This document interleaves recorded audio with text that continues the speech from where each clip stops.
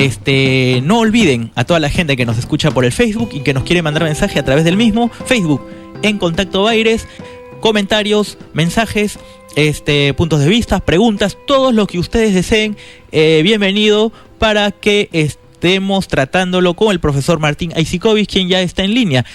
El título, el tema, recuerden, de esta serie que hemos empezado la semana pasada es Las iglesias en el siglo XIX, y en el día de hoy vamos a estar hablando sobre un tema muy interesante que es acerca de la iglesia adventista, ¿no? Las iglesias adventistas, iglesias del séptimo día justamente, pero vamos a estar hablando ya con el profesor Martín Aisikovic. Profesor, muy buenos días, bienvenido a En Contacto. Hola David, buenos días, ¿cómo estás? Muy bien, profesor, contento como siempre de poder salir al aire y compartir con la gente junto a usted y poder difundir el conocimiento. En este caso, como le comentaba a la gente, continuamos con esta serie que empezamos la semana pasada, que es las iglesias en el siglo XIX, y hoy propiamente tratamos acerca de las iglesias, o de la iglesia adventista, vamos a decir. Es interesante el tema porque, de alguna manera, son iglesias que, como, digamos, la variedad, ¿no?, del adventismo o la variedad del milerismo en Estados Unidos en el siglo XIX, como habíamos comentado la semana pasada, están dadas dentro de un marco, ¿sí? El marco que tiene que ver con la formación de cierta restauración protestante, de esa reforma que empezó en el siglo XVI. Entonces, hay digamos, parámetros o hay dogmas, aunque no se define como dogma, pero hay sí principios bíblicos, vamos a decirlo así, que son comunes a ciertas denominaciones que vamos a considerar en este estudio, como por ejemplo ciertas cosas básicas, ¿no?, del protestantismo, que tienen que ver con, primero, creer, como habíamos visto, en la justicia por la fe en Cristo y en la santificación, esto heredado de Martín Lutero, de Juan Calvino, los principios básicos de la Reforma. Luego, también tenemos aquello que proviene de los 7 sacramentos propuestos por la Iglesia Católica, desde la formación de la Iglesia en el siglo I, se reducen a 2, pero que no tienen la categoría dentro de estas iglesias reformadas o herederas de la Reforma en sí misma, no tienen categoría de sacramentos en sí, sino más bien de una cuestión ritual. Ahí hablamos de el bautismo como la incorporación del creyente, de la persona, a la iglesia, a la denominación, y también hablamos de el rito de la última cena, de la Santa Cena, de la Cena del Señor, lo que en la Iglesia Católica, por supuesto, mismo también en la Iglesia Luterana, se denomina, o en la Iglesia Anglicana, se denomina Eucaristía, la acción de gracias. O sea que no hay ningún problema, digamos, en hablar de acción de gracias, Eucaristía, Santa Cena, Cena del Señor, es igual, ¿sí? El sentido es el mismo para los protestantes. Con esto también se inicia todo un proceso de laicización de la Iglesia. ¿En qué sentido? En el sentido de que no está toda la carga puesta en el obispo o en el párroco, ¿sí?, como los que tienen que llevar adelante el ministerio, sino que también está puesto en los fieles. O sea, como que los miembros de la iglesia, y esto se va a ver en todos aquellos grupos que nacen en el siglo XIX y que llegan hasta la actualidad. Todos los miembros de la iglesia comparten algo muy importante que tiene que ver con el trabajo, digamos, misionero. O sea, que el trabajo misionero no está o no recae solo en el obispo, solo en el líder, solo en el párroco, en el pastor, sino que va a recaer también en todos los miembros de la iglesia. Con esto también van a surgir distintas variedades de profetas modernos o visionarios modernos, visionario no en el sentido de vidente, ¿sí?, tradicional, sino en el sentido de personas que interpretan el presente con miras al futuro. Bueno, en este sentido, la iglesia adventista, la iglesia de Jesucristo, la iglesia mormona, digamos, para decirlo más abreviado, van a plantear sus respectivos profetas o personas que interpretan el tiempo en el cual se vive. Por ejemplo, en la iglesia adventista con Ellen White o Elena G. de White, Elena Gould de White, y la iglesia de Jesucristo, los mormones, con José Smith, ¿sí? O sea que ahí tenemos dos modelos, digamos, proféticos del siglo XIX. Luego habrá otros líderes, Russell, por ejemplo, con los testigos de Jehová, pero que no tienen esa categoría de profeta incorporado. También con esto hay libros añadidos, libros que van junto con, digamos, la cuestión de la Biblia. Por ejemplo, la Iglesia de Jesucristo, mormones, el libro de Mormón, justamente, aclaro de Mormón porque algunos pronuncian y dicen libro del Mormón. No, libro de Mormón, porque es quien compila finalmente las planchas para poder, las planchas en su origen, ¿no? Que son las que después traduce José Smith en la formación de la doctrina mormona. El libro de Mormón justamente es un libro paralelo a la Sagrada Escritura, dado que en la interpretación mormona hay cosas que quedaron como, digamos, en el camino en la historia, y entonces el libro de Mormón justamente recupera eso con un evangelio, otro evangelio de Jesucristo. La Iglesia Adventista va a tener, junto con la Biblia, digamos, los escritos de Elena G. de White o Ellen White, aunque la Iglesia Adventista reconoce, y lo plantea así, que el canon bíblico está cerrado, se cerró, y que esa es la luz mayor. Elena G. de White es la luz menor que alumbra, digamos, a la Biblia para que la gente comprenda y siga las enseñanzas. ¿Vamos bien hasta acá? Sí, profesor, vamos bien, todo clarito.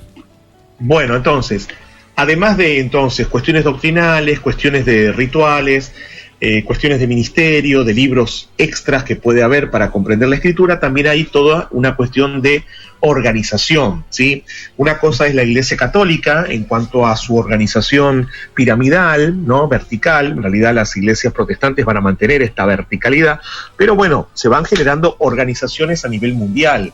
Si hablamos de los adventistas hoy día, con más de 18 millones aproximadamente de miembros diseminados en todo el mundo, o de los testigos de Jehová mismo, de la Iglesia de Jesucristo, bautistas, pentecostales, vamos a ver que en su mayoría tienen hasta escuelas, ¿no? Radio, por supuesto, centros de asociaciones y demás, para poder reunirse, para poder tener convenciones, para poder tener un control también económico de la estructura de sus iglesias, con lo cual esto es nuevo también. Y luego, lo que a la gente quizás más le importa es la cuestión de cómo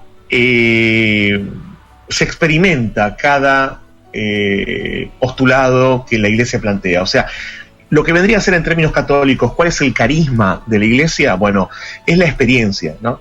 Entonces, por ejemplo, si uno habla de la Iglesia de Jesucristo, mormones, hablamos de toda una consideración que tiene que ver con el cuidado del cuerpo, de la salud, de la alimentación, y con creencias particulares, ¿no?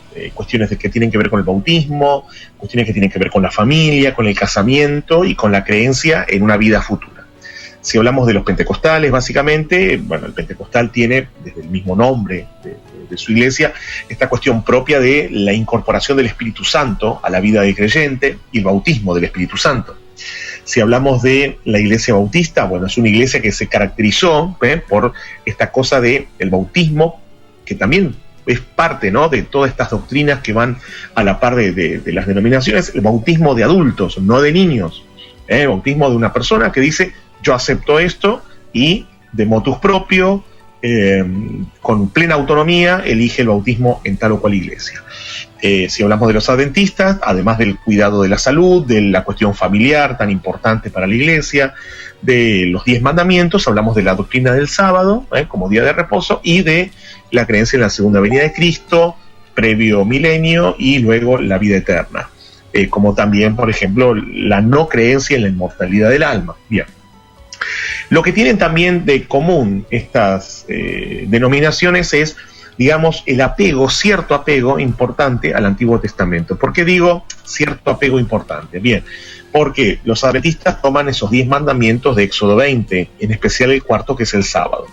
La Iglesia de Jesucristo, los mormones, consideran muy importante el Antiguo Testamento, dado este concepto de que a partir de los jareditas, ya aquellos que fueron tomados por asalto por los asirios. Muchos pudieron escapar posterior a ese momento, antes de la caída de Jerusalén por parte de Babilonia, que lo invade, y vinieron a América. Entonces el Antiguo Testamento cobra importancia en ese sentido.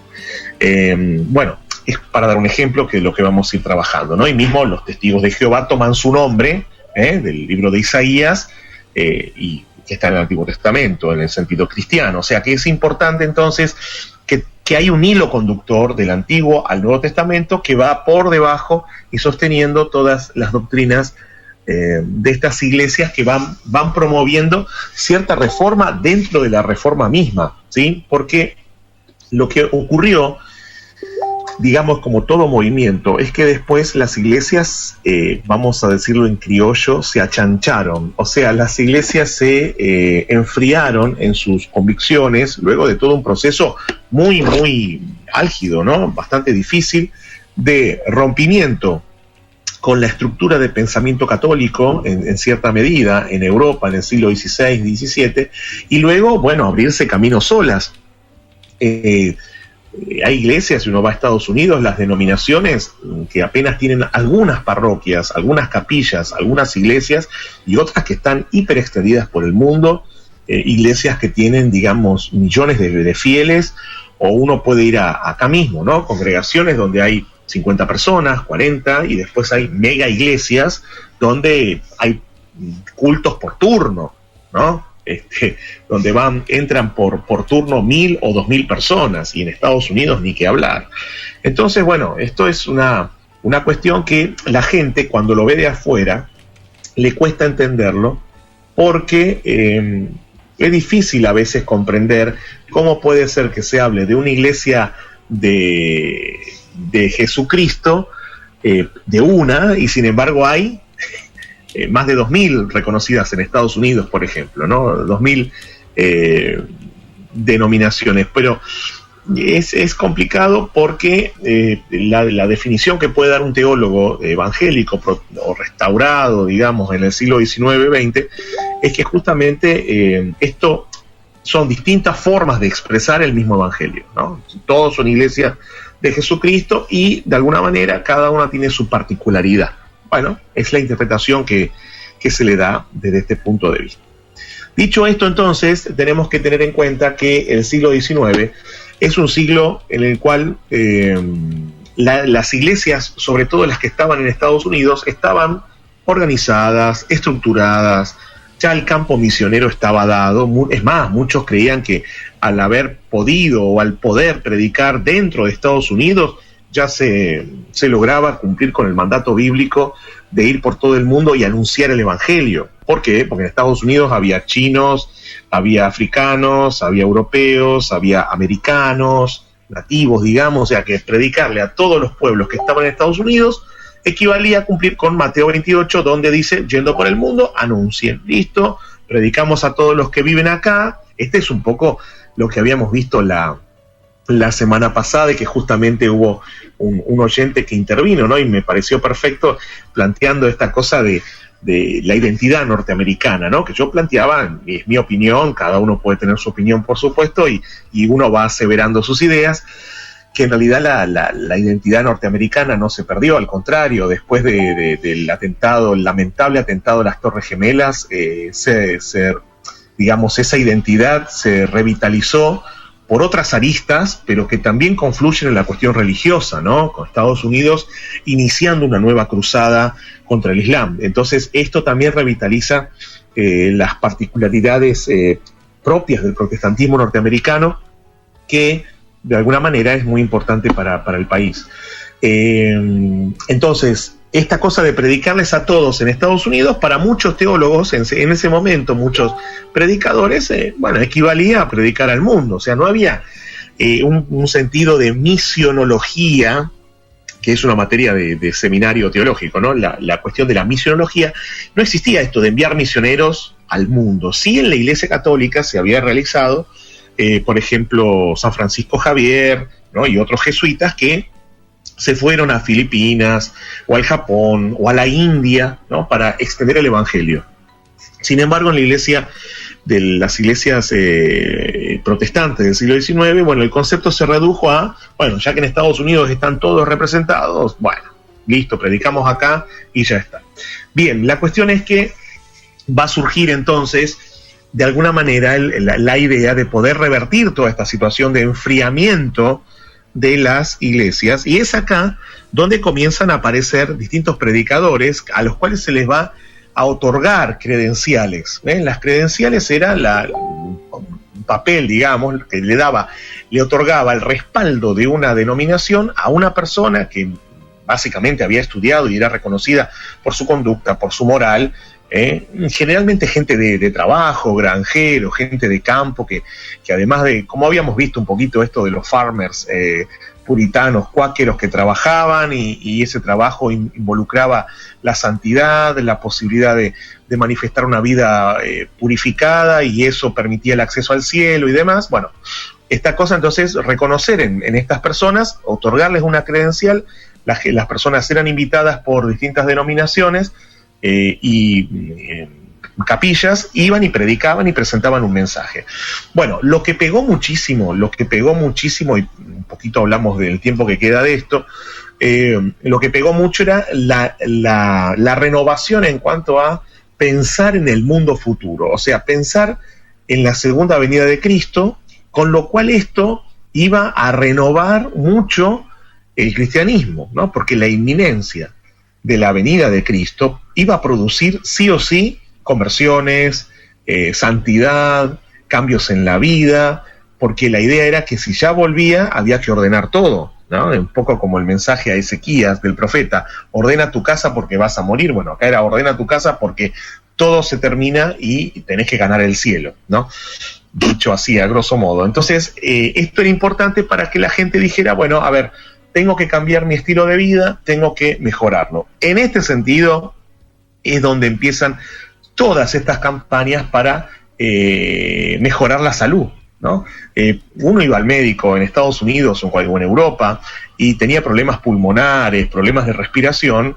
Dada la medicina de ese momento, lo que te enviaban para mejorar tus vías bronquiales era que fumes tabaco. O sea, miren a dónde estamos, ¿no? Un siglo y medio atrás, donde el cigarrillo era supuestamente el tabaco, ¿no? Fumar era la posibilidad de mejorar tu salud bronquial, pulmonar. Bueno, todo lo contrario a lo que es hoy día, gracias a Dios. Pero, entonces, las ligas, digamos, de organización de eclesiales iban a formar eventos, iban a hacer eventos, los camp meetings que se decían, donde no solo se predicaba el evangelio, sino que también se enseñaba a vivir. Porque la gente, bueno, tenía sus costumbres con respecto al tabaco, con respecto al alcohol, con respecto a la vida moral, y es ahí donde aparecen, bueno, servicios de salud, ¿no? De las distintas iglesias. En este sentido, comienza a darse notoriedad al cuidado del cuerpo, ¿no? El tema del alcohol que no, el café, las bebidas, todo tipo de bebida espirituosa, a tener un buen descanso, hacer ejercicio, pasar tiempo con la familia, buena lectura, y bueno, cuidar la alimentación, no comer en exceso. Todo esto va de la mano junto con la fe, cosa que hasta ese momento no se tenía muy en cuenta. Piensen que, les doy un dato, ¿no? Estos datos más picarescos de la historia. Martín Lutero era un gran bebedor de cerveza, ¿no? Y uno dice, ¿cómo puede ser el gran reformador, el que dividió, de alguna manera generó el cisma en la iglesia europea con cosas positivas, cosas negativas, ¿no? Pero un gran teólogo, bueno, pero era la costumbre, ¿no? Esto de tomar cerveza, y hay un libro, ¿no? Que es muy importante y, digamos, interesante para conocer el pensamiento de Martín Lutero, que se llama Conversaciones de sobremesa, donde ahí Martín Lutero, ¿no? Vaso va, vaso viene, podía conversar y hablar de temas teológicos más distendidos que si fuera en un sermón o en una universidad. Bueno, la gente en el siglo XVI, en la época de la Reforma, no desayunaba. Generalmente en la Edad Media no se desayunaba en mayoría, porque aparte el alimento a veces escaseaba, y directamente tipo 10, 11 de la mañana venían los vasos de alcohol para empezar el día, aunque el día había empezado por ahí en el trabajo a las 5 o 6 de la mañana, ¿no? Entonces, bueno, llegamos al siglo XIX, donde la gente comía mucha carne, con mucha grasa. Piensen que en Estados Unidos el tema de la carne de cerdo, el tocino, eso ya regía, y ahí sí se desayunaba con esos huevos revueltos, el tocino, el café, la leche, bueno, y después trabajar y seguir comiendo, y a eso se le sumaba el alcohol. Bueno, había que hacer campañas justamente para ir en contra de eso. Y de ahí vienen nuevas interpretaciones, el cuerpo templo del Espíritu Santo, y se van aplicando estos regímenes alimenticios, que lo van a encontrar en la Iglesia de Jesucristo, en la Iglesia de mormona, que lo van a encontrar en la Iglesia adventista, que lo van a ver en la Iglesia de los Testigos, que lo van a ver en otras denominaciones que vamos a ir comentando, donde, bueno, el cuidado del cuerpo es muy importante. ¿Por qué? Porque si bien ese cuerpo no va a ir al cielo, como está acá físico, es el cuerpo, las avenidas del alma limpias, lo que te permite mejorar tu espíritu. Bueno, en ese sentido es que cuando se inicia la predicación millerita, a raíz de que Guillermo Miller, un granjero bautista en los Estados Unidos, inicia este proceso de interpretación profético, bueno, va todo el combo. O sea, el combo era, si yo creo en la segunda venida de Cristo y tengo que preparar mi vida, bueno, también tengo que tener en cuenta que de alguna manera tengo que cuidar mi salud. Y ahí es donde este movimiento, que nace a partir de Guillermo Miller, se va organizando, ¿no? Guillermo Miller era un granjero, o sea, era un tipo, una persona que no tenía grandes estudios, ¿sí? Y de alguna manera, desde su lugar natal, en el estado de New York, comienza a previa recepción de una licencia, de una credencial para poder predicar en la Iglesia Bautista, comienza un estudio muy profundo de la cuestión profética, basada en el libro de Daniel y en el libro de Apocalipsis. Y es ahí entonces donde él es invitado por distintas denominaciones, no solo por la Bautista, para poder dar a conocer esta palabra, con el sentido de que muchos no lo aceptaban, porque estaban como cómodos, digamos, en sus denominaciones y no tenían interés en cambiar la situación. A veces ocurre esto, ¿no? En cualquier faceta de la vida. Entonces, así, Guillermo Miller comienza esta predicación que la Iglesia Adventista denomina multidenominacional. ¿Qué significa esto? Bueno, significa que en todas las denominaciones se estaba generando este movimiento millerita, nombre por Guillermo Miller. No era una iglesia, era un movimiento, sí, que estaba. Esta cosa entonces inicia que a partir de 1840 ya fuera conocido. Algunos estipulan que más de 500.000 personas en los Estados Unidos terminaron adoptando el millerismo, que después, en 1863, se concreta como Iglesia Adventista del Séptimo Día, ¿no? Ya la iglesia organizada. Y ahí inicia su historia legal, digamos, en tanto el nombre. Pero a partir de 1830, ya 1840, la interpretación que se le daba al libro de Daniel, capítulo 8, versículo 14, fue importante para determinar, de alguna manera, el inicio del adventismo. Daniel 8:14 nos plantea hasta 2.300 tardes y mañanas, luego el santuario será purificado. Bueno, teniendo en cuenta esto, que lo vamos a ver el sábado que viene bien en profundidad, la interpretación bíblica que le dio Guillermo Miller y que después le continuaron dando los adventistas hasta el día de hoy, es interesante hablar de lo siguiente: esta cosa de 2.300 tardes y mañanas que conforman en la concepción hebrea un día, porque el día en la Biblia y en el judaísmo comienza por la tarde y comienza tarde-noche y termina el otro día. O sea, el día empieza con la noche, ¿no? Es muy interesante que el día no empieza a la mañana como en el calendario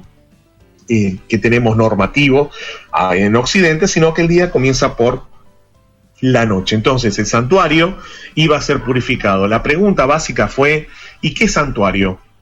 ¿El santuario de la tierra? No, los tres que hubo, Salomón, bueno, contando el de Moisés, Salomón, y luego Zorobabel, y luego el de Herodes, los 4 fueron destruidos, ¿no? El del desierto y los 3 que hubo en Jerusalén.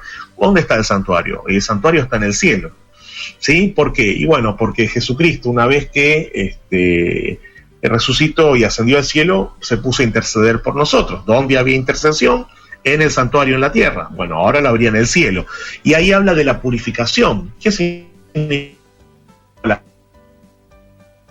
Una vez al año, donde el sacerdote entraba, el sumo sacerdote se vestía con todas sus ropas sacerdotales, que eran 8 vestiduras importantes, salía y otorgaba el perdón de aquellos que habían trasladado simbólicamente, a partir del sacrificio de los animales durante todo el año, sus pecados al lugar santísimo. Ahora el lugar santísimo, por todo un sentido ritual y una obra de purificación, había sido vaciado, puesto en debida relación con Dios, ordenado. Salía el sumo sacerdote al final del día y daba como esa absolución y ese perdón. Bueno, eso mismo que ocurría acá, bajo el pueblo de Israel, por eso la atención tan importante del Antiguo Testamento, iba a ocurrir en un futuro, planteaba Guillermo Miller, muy cercano, donde se cumplirían los 2300 años, interpretando día por año según el libro de Ezequiel.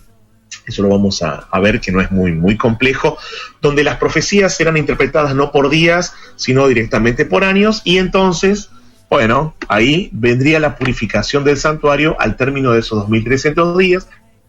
Habría que ver dónde arrancaron esos 2300 días y ver cuándo termina, ¿sí? Bueno, cuando termina entonces es el momento que vendría Jesucristo. Se dio una primera fecha en 1843, luego una segunda fecha en 1844 y finalmente los mileritas de todas las iglesias que adherían al movimiento esperaban el regreso de Jesucristo y no ocurrió. Se llamó esto el Gran Chasco porque, no vino.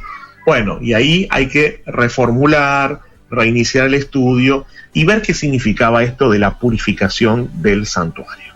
Bueno, esto un poquito para entender los principios sobre los cuales se va a basar el adventismo, que dentro de esto entró luego, en este momento no, el sábado, como día de reposo distintivo de la iglesia, el cuidado de la salud, para poder cumplir con un concepto de mayordomía en el cuerpo y mayordomía, digamos, en la familia y con respecto a la sociedad, o sea, la administración correcta de la vida, bueno, que después va a conformar la iglesia adventista. Así que acá es donde nosotros vemos, que lo vamos a ver ya el sábado que viene en profundidad, cómo es esto de los 2300 días, de lo cual también los testigos de Jehová toman mucho de esto, justamente porque son una rama que nace del adventismo y por ende de los mileritas.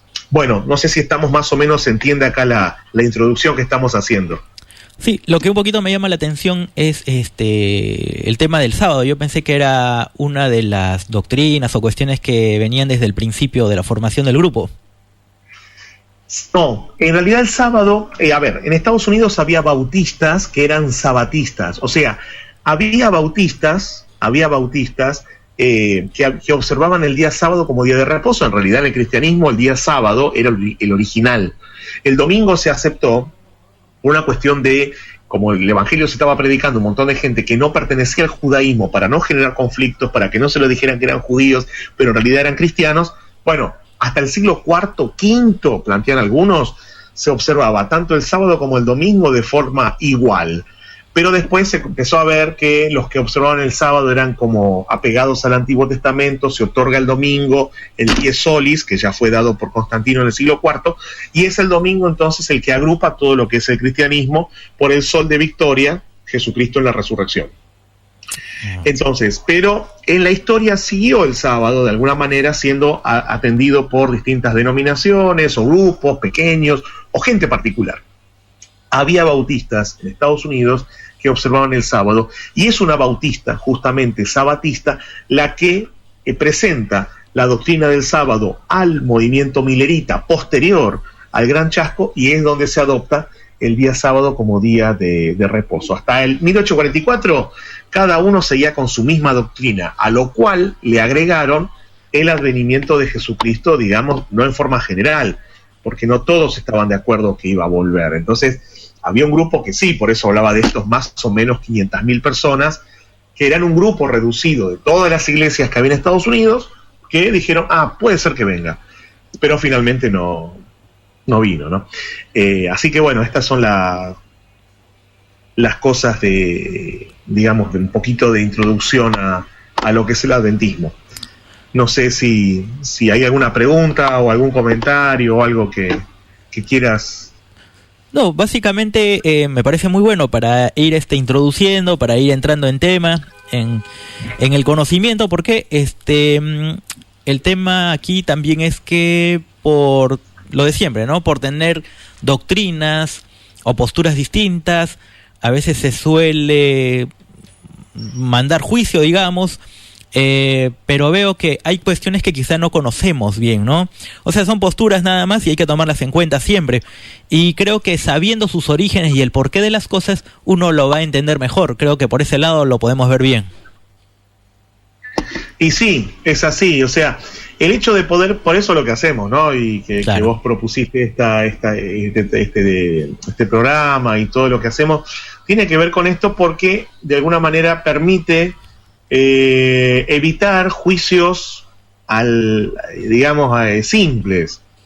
Estos juicios simples son lamentablemente propios de la naturaleza humana. Lo que no conozco, critico, cuestiono, y esto genera, digamos, la cuestión del estereotipo, ¿no? Fulano de tal lo veo todo, no sé, el sábado o el domingo, Biblia en mano, maletín en mano, con corbata, con camisa, y de tal hora a tal hora se va ahí, y bueno, le lavaron la cabeza, no entiende nada, no sé, bueno, esas cosas, ¿no? Que lamentablemente la gente, en vez de respetar y valorar, ¿no? Y decir, che, mirá, este hombre es una persona que va a este lugar, que trata de mejorar con la familia, en su vida, que no toma alcohol, que no fuma, que no se droga, que no anda por ahí haciendo cosas equivocadas, que cuida su cuerpo, que hace ejercicio físico, que come correctamente.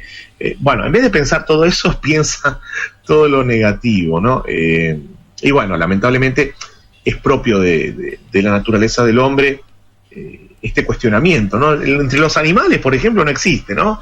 Pueden encontrarse en la selva un león con otro león y el león no lo va a criticar al otro león. A lo sumo lo correrá de su territorio, pero después que el león sea más oscuro, más claro, más gordo, más flaco, más pelo, menos pelo, el león no sabe que es león y punto. Pero entre los seres humanos, bueno, se generan estas situaciones y en vez de valorar que una persona adulta, joven, niño, asista a un lugar donde, bueno, se habla otro tipo de cosas, se cuida el cuerpo, la salud, la mente, bueno, se lo critica. Y cuán diferente sería la sociedad si la mayoría, ¿no? Quizás adhiriera a principios morales, religiosos, éticos, básicamente, por ejemplo, para no hacerle al otro lo que uno no quiere que le hagan, ¿no? A uno.